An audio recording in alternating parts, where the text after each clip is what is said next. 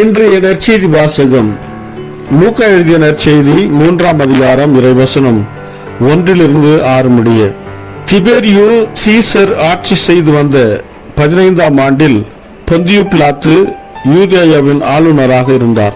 ஏரோது கலிலேய பகுதிக்கும் அவன் சகோதரனாகிய பிலிப்பு இத்ரேயா திரக்கோனியத்து பகுதிகளுக்கும் லிசானியா அபிலேன் பகுதிகளுக்கும் குறுநில மன்னர்களாக இருந்தனர்.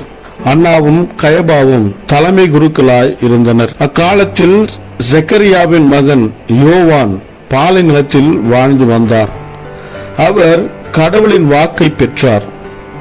பாவ மன்னிப்பு அடைய மனமாறி திருமுழுக்கு பெறுங்கள் என்று யோர்தான் ஆற்றை அடுத்துள்ள பகுதிகள் அனைத்திற்கும் சென்று அவர் பறைசாற்றி வந்தார். இதை பற்றி இறைவாக்கினர் ஏசாயாவின் உரைகள் அடங்கிய நூலில் இவ்வாறு எழுதப்பட்டுள்ளது. பாலை நிலத்தில் குரல் ஒன்று முழங்குகிறது, ஆண்டவருக்காக வழியை ஆயத்தமாக்குங்கள், அவருக்காக பாதையை செம்மையாக்குங்கள்.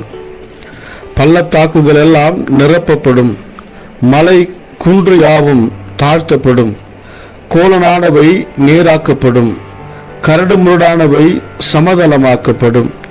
மனிதர் அனைவரும் கடவுள் அருளும் மீட்பை காண்பர். இது கிறிஸ்து வழங்கும் நற்செய்தி. கிறிஸ்துவே உமக்கு புகழ். ಲೂಕಾ ಅಧ್ಯಾಯ 3 ವಚನಗಳು 1-6 ಚಕ್ರವರ್ತಿಯಾದ ತಿಬೇರಿಯಸ್ ಸಿಸಾರನ ಆಳ್ವಿಕೆಯ 15ನೇ ವರ್ಷ ಅದಾಗಿತ್ತು.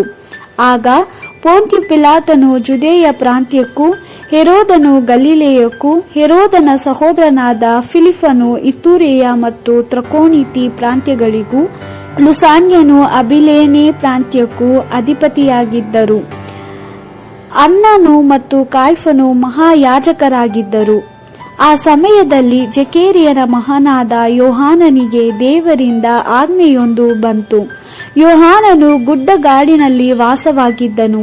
ಯೋಹಾನನು ಜೋರ್ಡಾನ್ ನದಿಯ ಸುತ್ತಲಿರುವ ಪ್ರದೇಶದಲ್ಲೆಲ್ಲ ಸಂಚರಿಸಿ ತಮ್ಮ ಪಾಪ ಪರಿಹಾರಕ್ಕಾಗಿ ಅವರು ದೇವರ ಕಡೆಗೆ ತಿರುಗಿಕೊಂಡು ದೀಕ್ಷಾ ಸ್ನಾನ ಮಾಡಿಸಿಕೊಳ್ಳಬೇಕೆಂದು ಜನರಿಗೆ ತಿಳಿಸಿದನು. ಯೆಶಾಯ ಪ್ರವಾದಿಯು ತನ್ನ ಗ್ರಂಥದಲ್ಲಿ ಬರೆದಿರುವಂತೆಯೇ ಇದು ನಡೆಯಿತು. ಅದೇನೆಂದರೆ, ಪ್ರಭುವಿಗಾಗಿ ಮಾರ್ಗವನ್ನು ಸಿದ್ಧ ಮಾಡಿರಿ, ಆತನ ಹಾದಿಗಳನ್ನು ನೆಟ್ಟಗೆ ಮಾಡಿರಿ. ಪ್ರತಿಯೊಂದು ಕಣಿವೆಯು ಮುಚ್ಚಲ್ಪಡುವವು, ಪ್ರತಿಯೊಂದು ಬೆಟ್ಟ ಗುಡ್ಡಗಳು ಸಮನಾಗಿ ಮಾಡಲ್ಪಡುವವು. ಡೊಂಕಾದ ದಾರಿಗಳು ನೀಟಾಗುವವು, ಕೊರಕಾಲದ ದಾರಿಗಳು ಸಮವಾಗುವವು. ಪ್ರತಿಯೊಬ್ಬನು ದೇವರ ರಕ್ಷಣೆಯನ್ನು ಕಾಣುವನು ಎಂಬುದಾಗಿ ಅಡವಿಯಲ್ಲಿ ಒಬ್ಬನು ಕೂಗುತ್ತಿದ್ದಾನೆ. ದೇವರ ವಾಕ್ಯವಿದು. ದೇವರಿಗೆ ಕೃತಜ್ಞತೆ ಸಲ್ಲಲಿ. Gospel according to Luke chapter 3 verse 1-6. It was the 15th year of the rule of the emperor Tiberius. Pontius Pilate was governor of Judea. Herod ruled over Galilee. His brother Philip ruled over Iturea and Trachonitis, and Lysanias over Abilene.